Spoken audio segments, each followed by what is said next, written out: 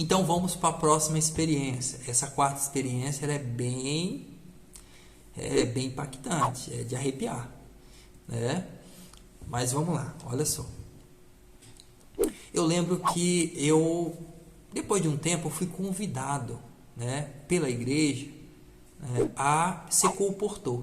Né? Alguns membros que já colportavam, né, até mesmo um pastor falou: Matias, você não deseja ser colportor?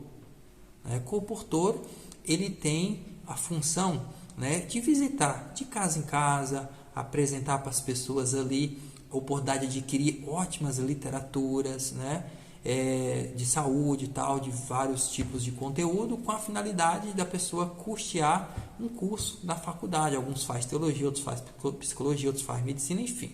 Né? No meu caso, eu fui, na época, né, para comportar, para ter experiência, para ver como é, enfim.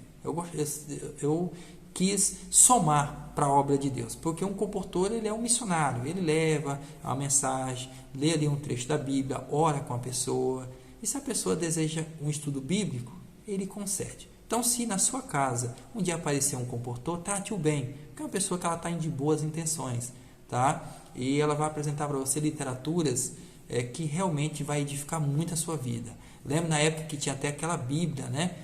A Bíblia, a revista Nossa Amiguinha, a Bíblia ilustrada, né, para criança. Nossa, a criançada gostava e, nossa, agregava muito espiritualmente. Mas tá, então eu trabalhei com tudo isso.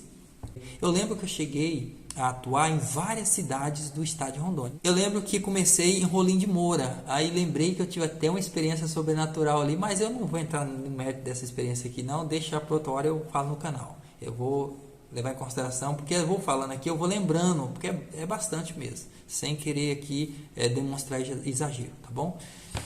Então, depois fui para Ji-Paraná, né, que é onde fica ali a Associação Assur, né, ali sul de Rondônia. E aí, depois, então, fui mandado para Vilhena, porque a gente fica média de 2, 3 meses em cada cidade. Eu fiquei 3 anos seguidos comportando. Então, no estado de Rondônia, no estado de Minas e no estado do Amazonas. Que daqui a pouco vai vir uma experiência no estado do Amazonas, tá? Então tá, vamos seguir. Em Rondônia, então, eu fui enviado para Vilhena. E de Vilhena foi selecionado 3 pessoas para ir para Colorado do Oeste. Essas 3 pessoas, uma foi eu, outra foi o Valdinei, né, e outra foi o Dirley, que inclusive, né, são meus amigos pessoais hoje. Que inclusive esse vídeo eu vou até encaminhar para eles, pelo menos com o Dirley eu tenho contato. Com o Valdinei eu nem sei onde ele está mais, né? A última vez eu soube que ele está morando em Paraná. Mas eu vou encaminhar esse vídeo e no futuro, querendo ou não, alguém vai passar para ele, ou ele vai acabar tomando conhecimento desse vídeo e vai acabar deixando na descrição aí, né, a opinião dele, e enfatizando que de fato que eu vou falar aqui é verdade, eu estive presente com eles nessa época. Essa época foi mais ou menos em 2011 por aí. Eu lembro que era mais ou menos ali depois de março, abril de 2011, algo nesse sentido. Então eu estava lá, eu lembro que eu na época tinha um lugar cedido para a igreja lá no fundo da igreja, que a gente temporariamente estava lá, né? Estava residindo lá temporariamente. E aí a igreja tratou nós super bem, né, tal, fomos bem acolhidos ali, fizemos um trabalho maravilhoso. Parabéns à igreja de Colorado Oeste, a igreja adventista lá. E lá na época tinha 2 igrejas, né? E a gente ficava numa que é tipo, acredito que é na final da Avenida Amazonas, ao lado esquerdo. Eu acredito que é Rua Amazonas ou Avenida Amazonas, algo nesse sentido. Eu lembro depois de um dia que eu concluí, né, ali meu trabalho ali da colportagem, de visitar os lares.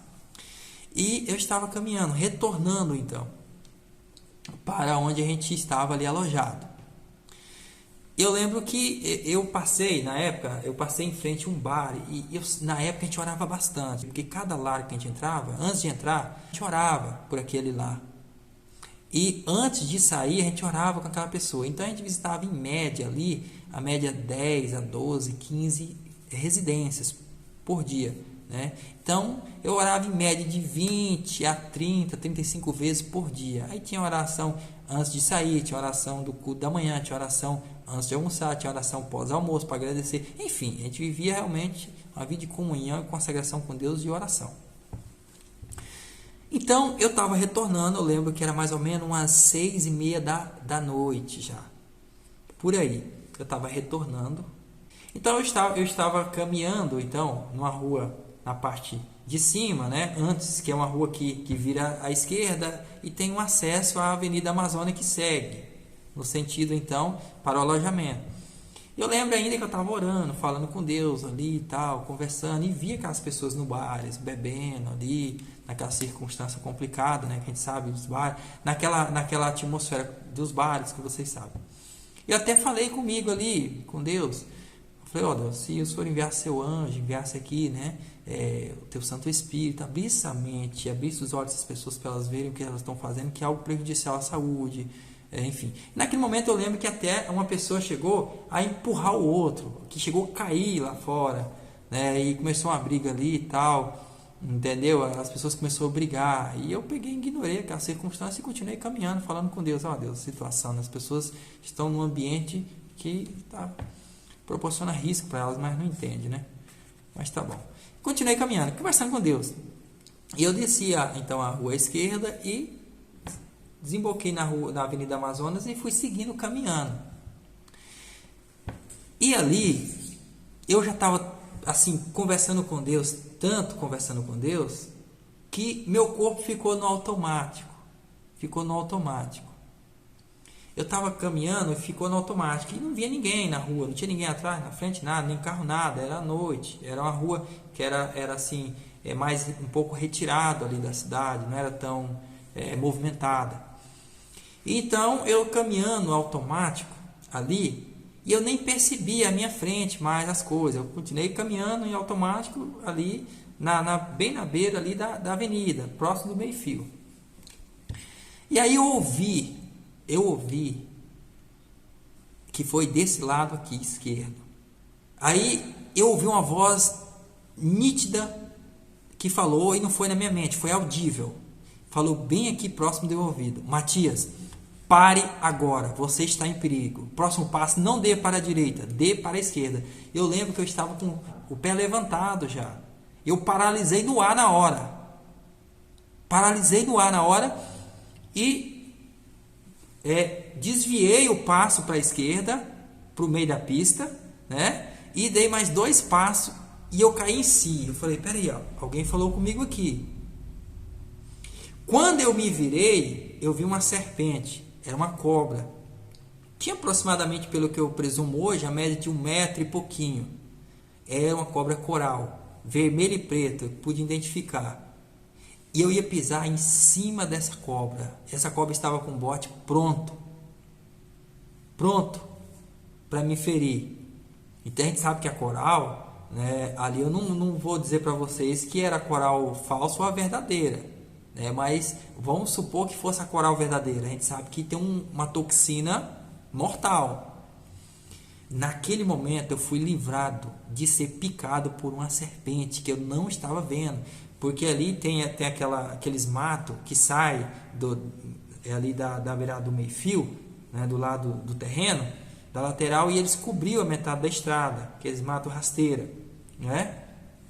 E aí eu não percebi, eu estava tão automático falando com Deus ali, estava tão gostoso o diálogo, né? Eu não estou dizendo que Deus estava me respondendo, mas eu estava em oração, orando a Deus ali, né? Pedindo a sua graça, a sua misericórdia sobre a minha vida, dos meus familiares, sobre todo mundo, e estava orando. E naquele momento, então, eu ouvi essa voz nítida. Lembra da prova de inglês? Eu ouvi no meu coração. Dessa vez eu ouvi nítido, como uma pessoa falando comigo. Eu olhei e não via ninguém, eu só via aquela cobra, aquela serpente. Aquela serpente, então, ela olhou para mim, então ela desfez o bote dela, aquela cobra coral, e entrou sorrateiramente ali para dentro daquele mato. Gente, foi algo tão real, e que, olha, eu fiquei maravilhado. O quanto Deus nos ama, o quanto Deus intervém na nossa vida para preservar a nossa vida. A gente que é um pobre pecador, miserável, que não é digno nem da atenção, e Deus usa de misericórdia com a gente. E Deus ali zelou pela minha vida, né? Que eu estava ali distraído, mas por um bom motivo, que eu estava falando com ele, né? E ali eu ouvi a voz de Deus. Tá? Eu não vou entrar no mérito aqui, entendeu? De dizer que foi o Pai, o Filho, o Espírito Santo, ou que foi um anjo. Mas foi da parte de Deus a intervenção ali. Eu convido você a ler Salmos capítulo 34, verso 7. Olha o que diz ali. Salmos 34, o verso 7. Diz assim, ó: o anjo do Senhor... Salmo 34, verso 7 diz assim, ó: o anjo do Senhor acampa ao redor daqueles que o temem e os livra. Então, Deus, através do seu anjo, enfim, dos seus meios, ele interviu ali através de uma voz audível. Pare, não se mova mais. Não dê o próximo passo que você está dando para a direita. Ele não citou a serpente, entendeu? Mas não dê o passo para a direita. O próximo, dê para a esquerda. Vai para a esquerda. E eu travei no ar e a cobra embaixo, com bote feito. E aí, olha, foi misericórdia, porque mesmo assim a cobra poderia ter me atacado, né? Picado ali a minha perna, que estava ali sustentando no chão, enfim. Mas foi, olha, um milagre, a misericórdia de Deus. Os anjos do Senhor realmente acampou ali e me protegeu.